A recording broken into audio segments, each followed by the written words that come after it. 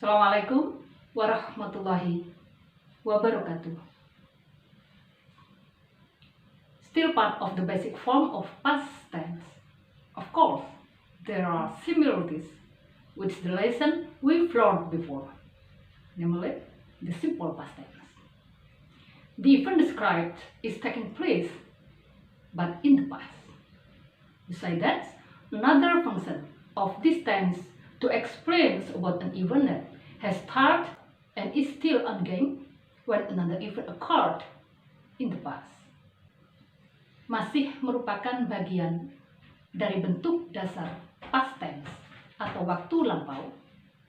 Tentunya ada kesamaan-kesamaan dengan pelajaran yang telah kita pelajari sebelumnya, yakni simple past tense. Peristiwa yang digambarkan sedang berlangsung, tetapi pada waktu lampau. Di samping itu, fungsi lain dari tenses ini adalah menerangkan suatu peristiwa yang sudah dimulai dan masih tetap berlangsung pada saat peristiwa lain terjadi di waktu lampau. Nah, inilah past continuous tense. Past continuous tense. Waktu lampau sedang berlangsung. Past continuous tense digunakan untuk menyatakan suatu aktivitas atau peristiwa yang sedang berlangsung di masa lampau. Atau digunakan untuk menyatakan suatu perbuatan atau kejadian yang sudah dimulai dan masih tetap berlangsung ketika peristiwa yang lain terjadi juga di waktu lampau. Sesuai dengan namanya, kata bantu yang digunakan pada past continuous adalah to be lampau, yakni was atau were. Dengan ketentuan subjek I, he, she, it, Alex, Martha, cat, atau benda lain yang jumlahnya hanya satu atau singular, pasangan to be-nya adalah was. Sedangkan subjek you, they, we, Alex and Martha, cats, atau benda-benda lain yang jumlahnya lebih dari satu atau plural, pasangan to be-nya adalah were. Dan kedua kata bantu atau to be lampau tersebut berlaku untuk semua bentuk kalimat. Baik kalimat positif, kalimat negatif, maupun kalimat interrogatif. Kemudian bagaimana dengan bentuk kata kerja dalam past continuous? Sama dengan present continuous. Kata kerja pada past continuous juga menggunakan kata kerja dasar atau verb bentuk pertama ditambah ing. Sedangkan signal time atau tanda waktu yang biasa digunakan dalam tenses ini diantaranya adalah all day last Sunday, sepanjang hari Minggu yang lalu. All morning yesterday, sepanjang pagi kemarin. The whole night last Friday, sepanjang malam Jumat yang lalu. The whole day last Saturday, sepanjang hari Sabtu yang lalu. As, ketika, dan sebagainya. Kemudian, beberapa signal time atau tanda waktu berikut ini yang biasa digunakan pada saat past continuous digunakan untuk menyatakan suatu peristiwa yang sedang berlangsung di waktu lampau ketika peristiwa yang lain sedang terjadi pula, yakni when, ketika, biasanya diikuti oleh simple past tense, dan while, selagi, diikuti oleh past continuous tense. Jadi, dalam satu kalimat terdapat dua subjek atau dua peristiwa. Lalu bagaimana structure atau rumus untuk membuat kalimat past continuous? Secara umum, rumus membentuk kalimat past continuous adalah subjek, lalu to be was atau were, lalu verb bentuk kesatu ditambah ing, dan seterusnya untuk kalimat positif atau afirmatif. Untuk kalimat menyangkal atau negatif, seperti biasa kita tinggal tambahkan not setelah to be, yakni subjek, lalu to be was atau were ditambah not, kemudian verb bentuk pertama ditambah ing, dan seterusnya. Dan untuk kalimat interrogatif, rumusnya adalah to be was atau were di awal kalimat atau sebelum subjek, lalu subjek, kemudian verb pertama ditambah ing, dan seterusnya. Berikut adalah contoh-contoh kalimatnya. Yang pertama, the students were studying English all day last Monday. The students were not studying English all day last Monday. Were the students studying English all day last Monday? Para pelajar itu sedang belajar bahasa Inggris sepanjang hari Senin yang lalu. Para pelajar itu tidak sedang belajar bahasa Inggris sepanjang hari Senin yang lalu. Apakah para pelajar itu sedang belajar bahasa Inggris sepanjang hari Senin yang lalu?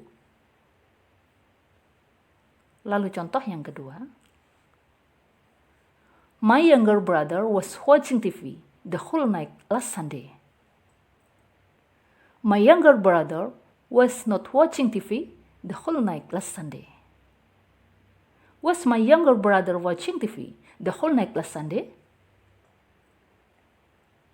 Adik saya sedang menonton televisi sepanjang malam minggu kemarin. Adik saya tidak sedang menonton televisi sepanjang malam minggu kemarin. Apakah adik saya sedang menonton televisi sepanjang malam minggu kemarin? Dan sebagainya. Tetapi ketika past continuous digunakan untuk menyatakan suatu peristiwa itu sedang berlangsung di waktu lampau, ketika peristiwa yang lain juga terjadi, maka gunakanlah signal time when atau while untuk menggabungkan dua peristiwa tersebut dengan ketentuan seperti yang telah saya sebutkan di atas, yakni when diikuti oleh simple past tense, sedangkan while diikuti oleh past continuous. Mari kita pahami contoh-contoh berikut ini. Contoh yang pertama untuk signal time when. 1. When Alex came to my house, I was studying English. When Alex came to my house, I was not studying English. When Alex came to my house, was I studying English? Ketika Alex datang ke rumah saya sedang belajar bahasa Inggris. Ketika Alex datang ke rumah saya tidak sedang belajar bahasa Inggris.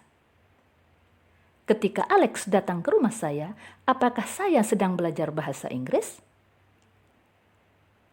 Dari contoh tersebut, dapat kita lihat setelah when diikuti past tense. Alex came to my house. Setelah itu, baru kita gabungkan kalimat past continuous tense-nya di belakang Alex came to my house. Oke. Apakah when hanya harus diletakkan di awal kalimat? Tidak. When juga bisa diletakkan di tengah, yakni setelah kalimat past continuous. Contohnya, I was studying English when Alex came to my house. I was not studying English when Alex came to my house. Was I studying English when Alex came to my house? Saya sedang belajar bahasa Inggris ketika Alex datang ke rumah saya. Saya tidak sedang belajar bahasa Inggris ketika Alex datang ke rumah saya. Apakah saya sedang belajar bahasa Inggris ketika Alex datang ke rumah saya? Oke. Contoh yang kedua untuk signal time while.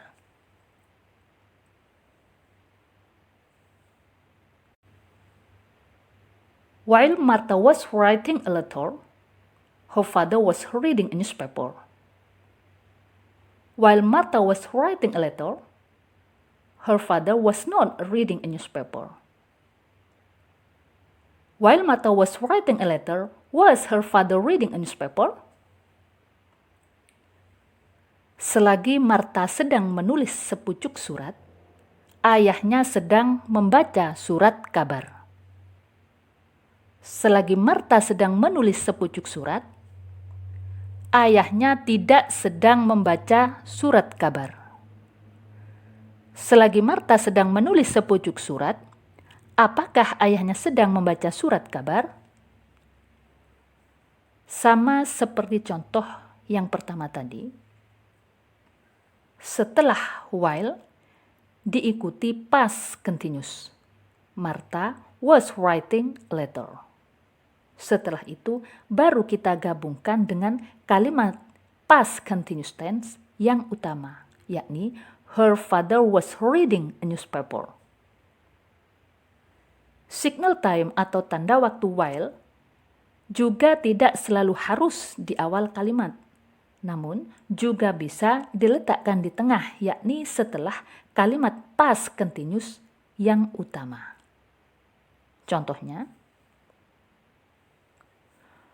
her father was reading a newspaper while Martha was writing a letter. Her father was not reading a newspaper while Martha was writing a letter. Was her father reading a newspaper while Martha was writing a letter? Ayahnya sedang membaca surat kabar selagi Martha sedang menulis sepucuk surat. Ayahnya tidak sedang membaca surat kabar selagi Martha sedang menulis sepucuk surat. Apakah ayahnya sedang membaca surat kabar selagi Martha sedang menulis sepucuk surat? Nah, dari sekian contoh yang telah saya gambarkan di atas, dapat kita lihat susunan kalimat-kalimat tersebut adalah sebagai berikut.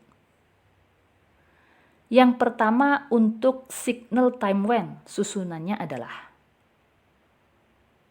when, lalu subjek yang pertama, lalu simple past tense, kemudian subjek yang kedua, lalu past continuous. Atau subjek yang pertama, lalu past continuous, lalu when, kemudian subjek yang kedua, lalu simple past tense. Begitupun yang kedua. Untuk signal time while, susunannya adalah while, lalu subjek yang pertama, lalu past continuous, kemudian subjek yang kedua, lalu past continuous. Atau subjek yang pertama, lalu past continuous, lalu while, kemudian subjek yang kedua, lalu past continuous. Keduanya berlaku untuk kalimat positif atau afirmatif. Bagaimana dengan kalimat negatif dan interrogatif? Yang harus kita rubah menjadi negatif atau interrogatif hanya pada kalimat utamanya atau past continuous yang diutamakan saja.